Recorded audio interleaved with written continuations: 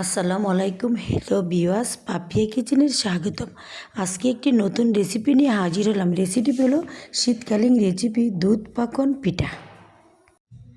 দুধ পাকন পিঠার জন্য প্রথমে আমি 1 লিটার দুধ নিয়ে নিচ্ছি। আমি আরও হাফ লিটার দুধ নিয়ে নিব। নিয়ে আমি ভালোভাবে জাল করে ওটাকে 1 লিটার দুধ বানিয়ে নেব ঘন করে। দুধটা ঘন হয়ে গেলে আমি দিয়ে দিব উপর দিয়ে 2 থেকে 3টা এলাচি দারচিনি ফ্লেভারের জন্য। এখন আমি ভালোভাবে নাড়িয়ে চাড়িয়ে আবার দিয়ে দিব চিনি দিয়ে ভালোভাবে নাড়িয়ে চাড়িয়ে আমি দুধটাকে আবার ভালো করে বলক তুলে নিব। দুধটা জাল হলে আমি নামিয়ে নিব। এখন চলে যাব অন্য একটা চুলাতে একটা পাত্র বসিয়ে মেজারমেন্ট কাপে আমি 2 কাপ পানি দিয়ে দিচ্ছি। এখন অল্প পরিমাণে লবণ দিয়ে দিব আর চিনি দিয়ে দিব। দিয়ে পানিটাকে ভালোভাবে বলক তুলে আমি দিয়ে দিব অল্প অল্প ময়দা দিয়ে আমি ডোটাকে বানিয়ে নেব। ওই পাকন পিঠা বানাতে ময়দা ব্যবহার করতে হয়, অন্য কিছু ব্যবহার হলে ওই পিঠা হবে না।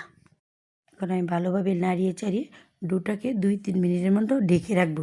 2-3 মিনিট পরে আমি ফিরে আসলাম।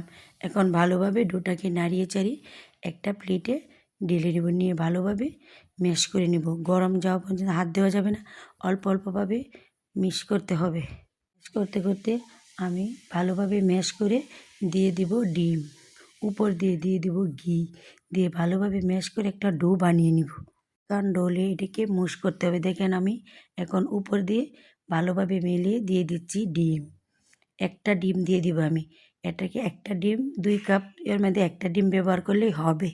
আর যদি আপনারা বেশি পরিমাণে বানান তাহলে 2টা ডিম ব্যবহার করতে হবে। আমি ডিমটা দিয়ে আবারও ভালোভাবে ডিমটার সাথে ডোটাকে মিশিয়ে নিচ্ছি, ময়দার ডোটাকে মিশিয়ে নিচ্ছি।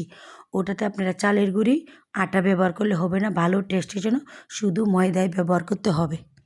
আমি যেভাবে বানাইতেছি এভাবে বানাইলে ওইটার টেস্টটা পুরোপুরি পাবেন। আর যদি ওটা ভিন্নতা ব্যবহার করেন, আটা ময়দা ব্যবহার হন, তাহলে এই টেস্টটা পাবে না। ওই ঘিটা আমার হাতের তৈরি, আমি ঘি দিয়ে ভালোভাবে মিশিয়ে নিচ্ছি। ঘি দিলে অনেক ভালো একটা ফ্লেভার পাওয়া যায়। মিশিয়ে আমি গোল করে নিচ্ছি। ওটার ভিতরে যদি হাওয়া থাকে তাহলে হবে না, আমি উপর দিয়ে হালকা একটু ঘি মিশিয়ে নিচ্ছি। এখন এখান থেকে অল্প অল্প করে নিয়ে আমি বানাবো। পাতাও বানাতে পারি, গোল করেও বানাতে পারি। দেখেন আপনাদেরকে দেখিয়ে দিচ্ছি কিভাবে বানাতে হয়।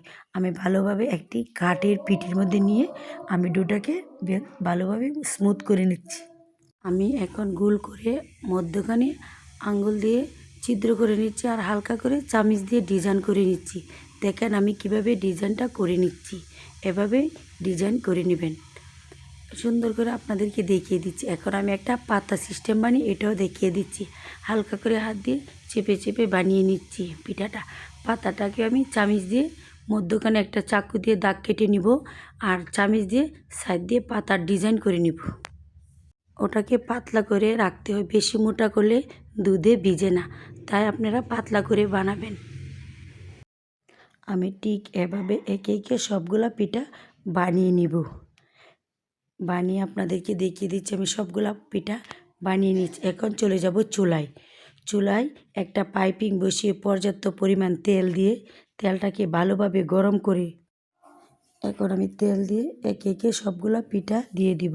ওই পিঠা হালকা আঁচে ভাজতে হয়, বেশি আঁচে ভাজলে পুড়ে যেতে পারে, তাই ভালোভাবে হালকা আঁচে সময় ধরে ভাজে নিব। দেখেন আমি হালকা আঁচে উল্টিয়ে পাল্টিয়ে ভেজে নিচ্ছি। এখন কালার চলে আসছে। আমি একে একে সবগুলা পিঠা বানিয়ে প্লেটে নামিয়ে নিব। এখন আমার সবগুলা পিঠা হয়ে গেছে। এখন আমি চলে যাব চুলা থেকে আমি আগে থেকে এলাচ দারচিনি দিয়েছিলাম, ওইটা উপর থেকে ফেলে দেব।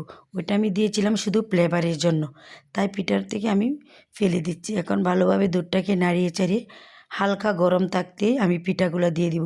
বেশি গরম থাকলে পিঠা ভেঙে যেতে পারে, তাই কুসুম গরম থাকলে আমি পিঠাগুলো দিয়ে দিব। দিয়ে ঢেকে দিব।